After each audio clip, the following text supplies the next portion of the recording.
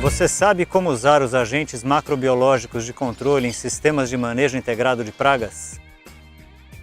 Basta caminhar por uma lavoura, seja ela anual ou perene, para que se note a grande diversidade de vida presente no ambiente. Insetos e aracnídeos são a maioria dos artrópodes presentes nesse tipo de ecossistema, que é bastante impactado pela ação humana. Mesmo em nossas residências, é possível notar a presença desses artrópodes nas plantas do jardim. Eles compõem um importante componente da cadeia alimentar, atuando como predadores e parasitoides das mais variadas espécies de pragas que se alimentam direta ou indiretamente das plantas cultivadas. Em um ambiente agrícola bem equilibrado, a ação desses artrópodes, somada à ação de agentes microbianos e de outros fatores abióticos, são responsáveis pelo controle de mais de 90% das pragas que atacam as plantas cultivadas. Os 10% que restam devem ser controlados ou causarão graves prejuízos e danos econômicos às lavouras sendo conduzidas. Os pesquisadores identificam nesses ambientes agrícolas os artrópodes que, ao realizarem o controle biológico natural, têm potencial para se tornarem agentes biológicos de controle em produtos formulados. Definida a praga que se deseja controlar e conhecendo em detalhes a sua biologia, procura-se dentro do ambiente agrícola a fase da praga em que naturalmente já ocorre algum tipo de predação ou parasitismo.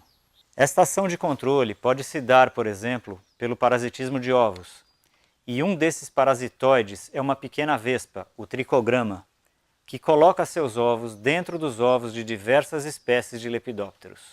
A larva do tricograma, que nasce dentro do ovo do hospedeiro, se alimenta durante o seu desenvolvimento justamente do conteúdo deste ovo, evitando que ele dê origem a uma lagarta da praga.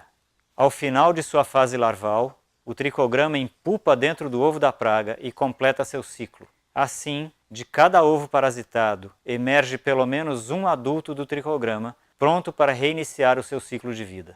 Orientadas pelo faro, cada uma das fêmeas que nasce sai imediatamente à procura de ovos de hospedeiro para fazer a postura de seus próprios ovos, caminhando ativamente na superfície de folhas, flores, frutos e caules, voando num raio de até 10 metros do seu ponto de emergência. Pequenas e leves como são, as fêmeas também são carregadas pelo vento, o que ajuda na sua dispersão dentro da área.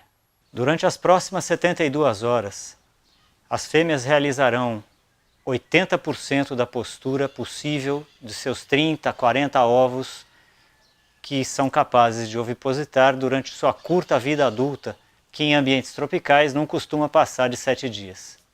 A quantidade de ovos que cada fêmea ovipositará dentro de cada ovo do hospedeiro depende da espécie do hospedeiro e do tamanho do ovo. No caso das lagartas que compõem o complexo de lagartas da soja, em geral, o tricograma é capaz de fazer a postura de apenas 2 ovos dentro de cada ovo de hospedeiro. No caso da broca da cana, o tricograma galoi, que é um parasitoide específico de broca de cana, é capaz de fazer a postura de até 1,4 ovo, em média, dentro de cada ovo da diatreia. Para a criação de grandes quantidades de inimigos naturais, a chamada criação massal, é necessário também que se desenvolva uma dieta artificial ou que se criem hospedeiros em quantidade suficiente para reproduzir o inimigo natural. Ácaros também são muito utilizados como agentes macrobiológicos de controle.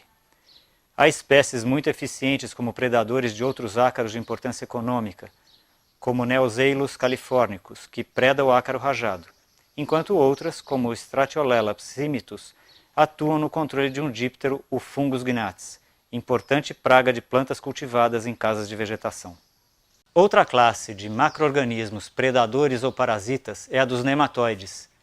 Esses organismos têm enorme potencial de controle de pragas subterrâneas.